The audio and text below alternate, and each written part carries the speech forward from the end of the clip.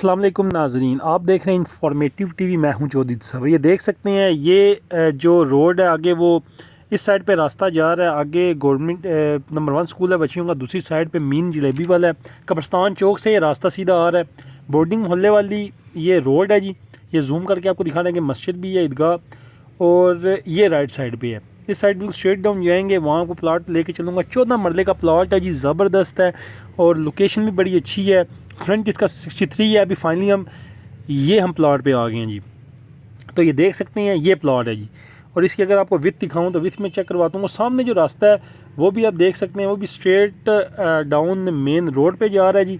और गैस, बिजली, पानी, सेवरेज तमाम फैसिलिटीज़ अवेलेबल है। और ये राइट साइड में प्लाट है जी। 63 इसका फ्रंट है, नहायत ही खूबसूरत। ज़ाहिर है, आप लेंगे तो अपने हिसाब से इसको मैनेज कर सकते हैं। अभी तो ये ओपन प्लाट पड़ा, इसलिए थोड़ा सा गंद है इसमें। तो स्क्रीन के ऊपर नंबर ब्लिंकर्स पर रब्ता करें। आपको डिमांड बताता चलो, ओनर की डिमांड क्या है।